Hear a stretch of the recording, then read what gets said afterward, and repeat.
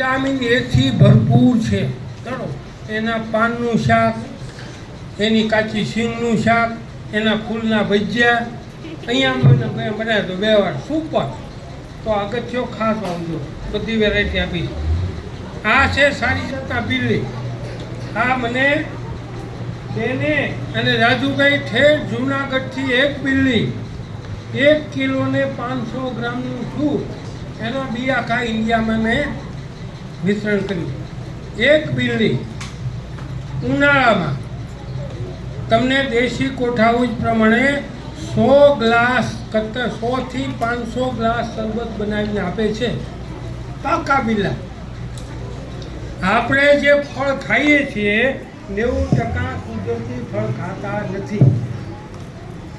કુદરતનો નિયમ છે, કોઈ પણ ઝાડ, કોઈ પણ ફળ પાકે એટલે પંખીઓ ખાય, નીચે પાડે, એ જ ગુણકારી છે. કાર્બેટની કેરી, કાર્બેટનો હરગવો, કાર્બેટના લીંબુ, એનાથી આપણે બચવાનું છે.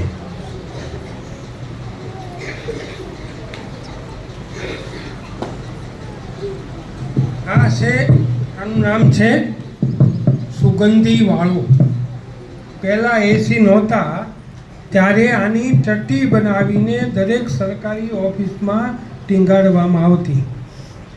પણ ગુણ એટલો બધો છે, યત પિંડે તદ બ્રહ્માંડે. તમારું જેવું શરીરનું પિંડ છે ને એવું બ્રહ્માંડનું છે. તમારા શરીરમાં 75% પાણી છે, તો પૃથ્વી ઉપર પણ 75% પાણી છે.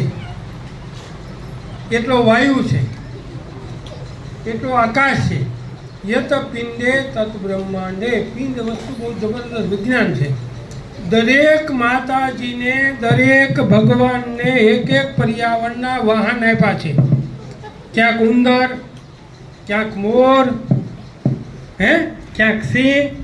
દરેક પૂજામાં એક પાન આપ્યા છે. દુર્વા, શંકરને બિલ્વા, કેવડો. દરેક એક તહેવારમાં વિજ્ઞાન છે, પણ આપણે એને કર્મકાંડ બનાવી દીધું. બહેનોને માટે દુનિયાનું દવા અશોકાષ્ટરી, પણ અત્યારે આસોપાલવની દવા બને છે. તમને દેખાડું.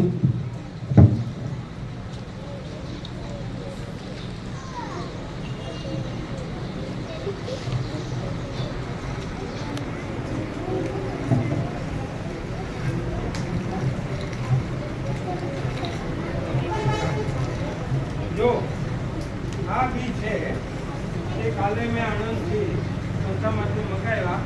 સીતા અશોક. શું? સીતા માતા રાવણની લંકામાં અશોક વાટિકાની નીચે રહેતા રહેલા હનુમાન. અશોક અંધી છૂટી પાડો. શોક અને વરના. આના ઝાડ નીચે સાહેબ તમે બેઠા જો તો દરેક ઝાડ એક પ્રકારની ઓર આપે છે. હું વૃક્ષારોપણ કરાવતો નથી, એનું વિજ્ઞાન અને આપણું વેદ. દરેક ઝાડ અશોક, શોક ને હરના. આવા ઝાડ ઓછા થઈ ગયા અને મેં ચાલુ કર્યું.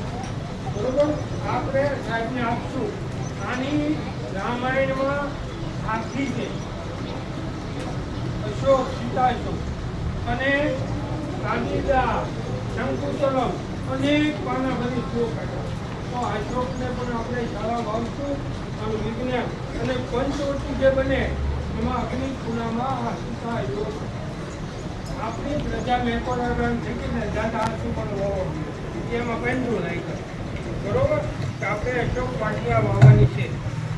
પછી આપણે વાવવાનું છે આ મહુડો. મોટું ઝાડ થા, એના ફૂલ કામ નથી. આ મેં વાવેલો મહુડો મને બી આપે. તાલીમ ભવનમાં વાવેલો એના બી આવો બીજાઓ ધંધી આપી.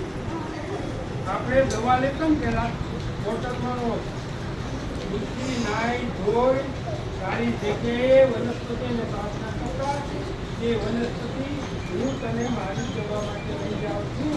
કાલે લઈ જાય સવારમાં જ લેવાની.